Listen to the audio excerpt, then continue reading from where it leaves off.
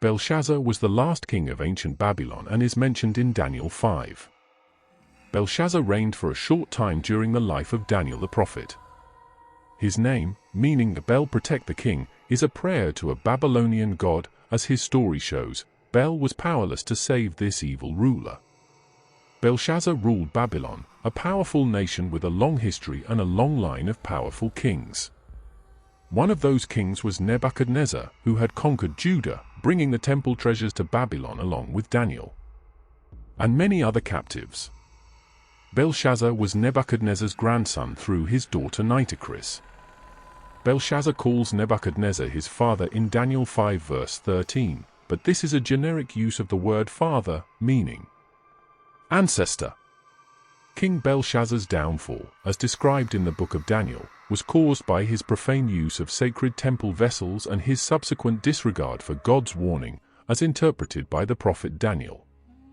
This defiance, coupled with the impending Persian invasion, ultimately led to his death and the fall of Babylon. Belshazzar was no ordinary king. Though often called king, he was technically the co-regent of Babylon, ruling alongside his father Nabonidus. Yet, in arrogance and pride, he behaved like a sovereign god-king, untouchable, above reproach, and immune to history's lessons. He ruled from the magnificent halls of Babylon, the very heart of the ancient world, where towering ziggurats pierced the heavens and golden idols bathed in firelight. Belshazzar was known for his cruelty, decadence, and contempt for the sacred. He persecuted the prophets and mocked the God of Israel. While his empire crumbled at the edges and the Medo-Persians gathered like wolves at the gate, Belshazzar feasted. His nights were filled with wine, women, and wickedness, and in his madness, he committed an act that sealed his doom. He desecrated the sacred vessels looted from the Temple of Jerusalem, holy artifacts never meant for pagan hands. He filled them with wine and offered praise not to God, but to the lifeless idols of gold, silver, bronze, and stone. This wasn't mere arrogance, it was sacrilege. During his life, King Nebuchadnezzar had encountered the God of Israel's power and was humbled by him, Daniel. For 34:37, but 20 years after Nebuchadnezzar's death, his grandson Belshazzar praised the gods of gold and silver, of bronze, iron, wood, and stone, Daniel 5 verse 4. One fateful night in 539 BC, as the Medes and the Persians lay siege to the city of Babylon, King Belshazzar held a feast with his household and 1,000 of his noblemen. The king demanded all the gold and silver cups and vessels plundered from the Jewish temple be brought to the royal banquet hall. They filled the vessels with wine and drank from them, praising their false gods. Daniel 5 verses 1 to 4. The use of the articles from the Jewish temple was a blasphemous attempt for Belshazzar to relive the glory days of his kingdom, to recall the time when Babylon was conquering other nations instead of being threatened with annihilation from the Persians outside their walls. As the drunken king reveled, God sent him a sign. A human hand appeared, floating near the lampstand and writing. For words in the plaster of the wall, mean tekel parsin.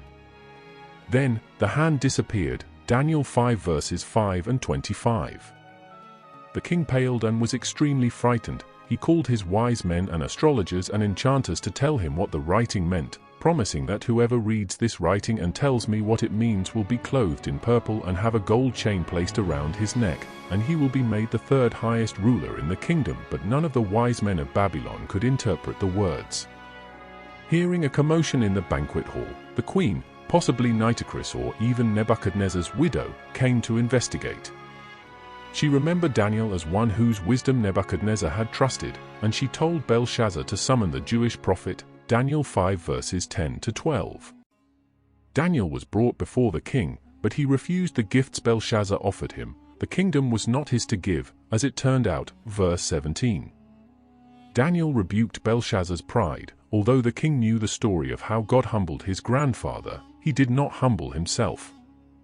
Instead, he dishonored God by drinking from the sacred items of the temple, verses 22 to 23.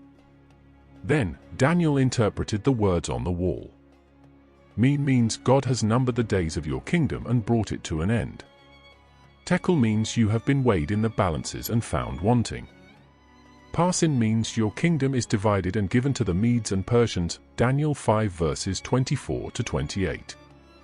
Daniel never revealed what language those words belong to. That night, the Persians invaded.